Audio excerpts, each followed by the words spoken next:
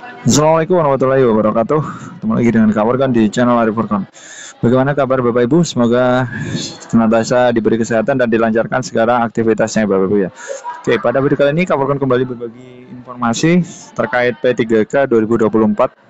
Tentunya ada teman-teman dari R2 dan R3 yang dialokasikan ya di P3K paruh waktu. Bagaimana mekanismenya, itu tentang pengisian formasi kosong seperti apa, nanti kita bahas di video kali ini ya Bapak Ibu ya. Oke, seperti itu.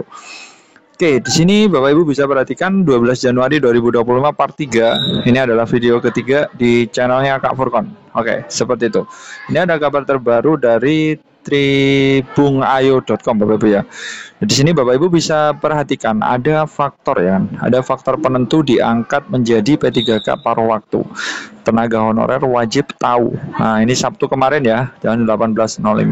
Tentunya ini paruh waktu ini tidak lepas dari data ini ya, data valid ini ya Bapak Ibu ya. Di mana data valid ini menunjukkan bahwa memang persentase untuk teman-teman diangkat menjadi P3K paruh waktu itu hanya 67,60%. Artinya ada 43% itu diangkat sebagai P3K paruh waktu Bapak Ibu ya.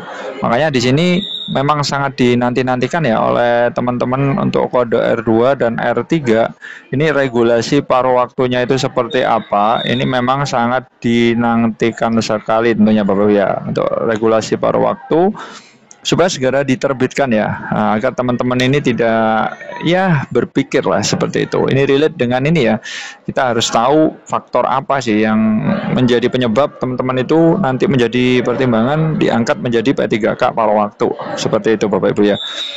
Nah, tentunya Bapak Ibu bisa perhatikan bahwa ada beberapa faktor penentu ya yang harus dipahami para tenaga honorer untuk diangkat menjadi P3K paruh waktu, dimana tentunya Bapak Ibu pahami bahwa ketentuan utamanya yaitu tenaga honorer harus mengikuti serangkaian seleksi P3K 2024 baik tahap pertama maupun tahap kedua, di mana pendaftaran tahap kedua resmi diperpanjang sampai 15 Januari 2025.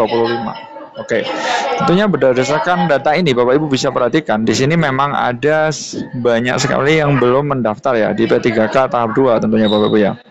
Di sini Bapak Ibu bisa perhatikan ada sekitar 300.000 sekian, sedangkan ada 200.000 sekian itu belum mendaftar atau sekitar 66,7%. Nah, ini kita teman-teman yang belum mendaftar segera mendaftar supaya nanti tidak telat, karena ini sudah tanggal 12 Januari 2024 mendekati akhir pendaftaran teman-teman Bapak Ibu ya, seperti itu. Bahkan Bapak Ibu bisa perhatikan bahwa pendaftaran P3K 2024 tahap kedua ini dapat diperuntukkan bagi pegawai non-ASN ya, yang terdaftar di Bangkelan Data BKN tahun 2024. Dan pegawai non-ASN yang aktif bekerja di instansi pemerintah itu minimal 2 tahun terakhir. Ya, semoga saja Bapak Ibu ya. Tapi ini perlu diketahui jangan sampai berbuat curang. Jadi kalau teman-teman belum 2 tahun ya sebenarnya seharusnya belum bisa mendaftar. Nanti takutnya nanti ketahuan di akhir malah parah nanti Bapak Ibu ya. Seperti itu. Penting diketahui pendaftaran P3K 2024 juga dapat diikuti peserta yang gagal lolos pada seleksi P3K 2024 tahap pertama. Artinya, bagi para peserta yang dinyatakan tak lulus atau tidak lulus pada seleksi P3K tahap 1 kembali mendapat kesempatan untuk mengikuti seleksi tahap kedua. Nah, ini tak lulus ini maksudnya itu yang TMS Bapak Ibu ya. Nah, tentunya ini banyak yang gagal paham. Yang TMS, sedangkan untuk yang sudah tes dan mendapatkan kode R2 dan R3 ini tinggal menunggu regulasi paruh waktu. Jadi waktu paruh. Tentunya ini bisa saja terjadi kalau teman-teman mengisi kekosongan formasi, bisa saja penuh waktu. Soalnya regulasinya belum jelas ya. Bisa saja teman-teman ini bisa menjadi penuh waktu jika formasi itu masih tersisa. Seperti itu ya, berdoa saja Bapak Ibu nanti ada formasi yang digunakan sebagai pemenuhan kebutuhan formasi, tentunya nanti teman-teman itu bisa menjadi P3K penuh waktu, seperti itu. Nah, di sini Bapak Ibu bisa perhatikan bahwa ada beberapa daerah yang memang tidak mengusulkan formasi. Nah, ini sangat miris sekali Bapak Ibu ya. Semoga nanti daerah-daerah ini bisa mengajukan formasi secepatnya ya, setelah ada instruksi dari BKN dan Kemendagri tentunya Bapak Ibu ya. Di sini ada Kabupaten Bangka, Kabupaten Nugawa, Kabupaten Sinja, ini tidak mengajukan formasi sama sekali. Meskipun di sini ada sekitar 4.300 lebih ya kan. tenaga non ASN yang berada di arahnya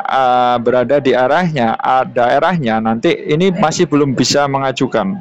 Entah itu apa kendalanya, kemarin juga dibahas secara keras ya oleh pihak BKN seperti itu. Nah, di sini Bapak Ibu bisa perhatikan bahwa terutama bagi peserta yang telah mengikuti serangkaian seleksi tetapi tidak dapat mengisi lowongan kebutuhan di tahap 1. Hal ini menjadi kesempatan yang kedua bagi mereka untuk dapat diterima menjadi ASN P3K penuh waktu. Seperti itu Bapak Ibu ya. Nah, tentunya memang ada sangat kecil ya. Kalau kita rata-rata memang pengajuan formasi di berbagai daerah atau Pemda itu sangat kecil atau kurang dari jumlah non ASN yang berada di daerahnya masing-masing, sehingga atau notabene ya tidak semua kebagian formasi, ya kan ada beberapa yang katakanlah tidak kebagian, notabene nanti ada dapat kode R2 dan R3 tentunya Bapak Ibu ya. Nah, tentunya Bapak Ibu bisa perhatikan skema paruh waktu diperuntukkan bagi para tenaga honorer yang telah mengikuti seleksi P3K 2024 tahap kedua. Nah, di sini Bapak Ibu bisa perhatikan bahwa berlangsungnya pengumuman 22 sampai 31 Mei namun belum dinyatakan lulus. Nah, semoga saja Bapak Ibu ya segera terbit ya P3K paruh waktu ini, regulasinya seperti apa kita juga menanti-nantikan intinya Bapak Ibu ya. Sehingga skema P3K paruh waktu menjadi solusi untuk mengangkat para peserta yang telah memenuhi ketentuan yang ditetapkan dalam keputusan Menpan RB. Ada sejumlah faktor penentu yang wajib dipahami berdasarkan keputusan Menpan RB nomor 347 tahun 2024. Seperti itu Bapak Ibu ya. Lah bagaimana nih P3K paruh waktu itu? Ini ada penentuan peserta yang lolos seleksi P3K 2024 tahap 2. Ya, di tahap 2 ini segera berlangsung Bapak Ibu ya. Tentunya dinanti-nantikan oleh teman-teman yang honornya itu non database BKN tetapi sudah bekerja 2 tahun seperti itu. Untuk menentukan peserta yang lolos peserta P3K 2024 tahap 2 digunakan metode seleksi berbasis administrasi dan kompetensi sama kayak tahap 1 Bapak Ibu ya. Tentunya urutan pemilikannya masih sama, tapi kemungkinan besar ini formasi semoga saja belum habis ya Bapak Ibu ya. Kalau sudah habis nanti ya larinya ke paruh waktu, tapi nggak masalah teman-teman, hanya berbeda di tunjangan saja. Nah, yang pertama adalah ex tenaga honorer kategori 2. Di sini ex tenaga 2 mendapat prioritas pertama, tentunya sama di tahap 1 kemarin atau R2/L. Nah, di sini Bapak Ibu yang kedua itu adalah pegawai non ASN terdaftar di database BKM atau R3 ya. Nah, pegawai non ASN ini terdaftar dalam pangkalan database BKN ini masih aktif bekerja ya. Dan yang ketiga adalah non ASN masa kerja minimal 2 tahun. Nah, tentunya ada lulusan PPG juga sih Bapak Ibu di tahap 2, cuma nanti di terakhir sendiri. Nah, ini menjadi catatan tersendiri untuk teman-teman R2 dan R3. Itu harapannya sih mengisi formasi kosong dulu Bapak Ibu ya, baru nanti di PPK tahap 2 nanti mengisi formasi yang setelah dituntaskan R2 dan R3-nya itu. Tapi kita juga belum tahu regulasinya seperti apa, kita tunggu saja Bapak Ibu ya. Oke, seperti itu dulu mungkin informasi dari Kak Furqan ya tentang bagaimana sih paruh waktu itu. Ternyata belum ada ya Bapak Ibu ya. Ditunggu saja. Insyaallah update setiap hari di channel Kak Furqan. Stay tune ada di channel Kak Furqan. Dan jangan lupa menyalakan notifikasi biar tak ketinggalan informasi-informasi terbaru terkait seputar ASN di Indonesia tentunya. Salam semangat terus dari Kak Furqan. Wassalamualaikum warahmatullahi wabarakatuh.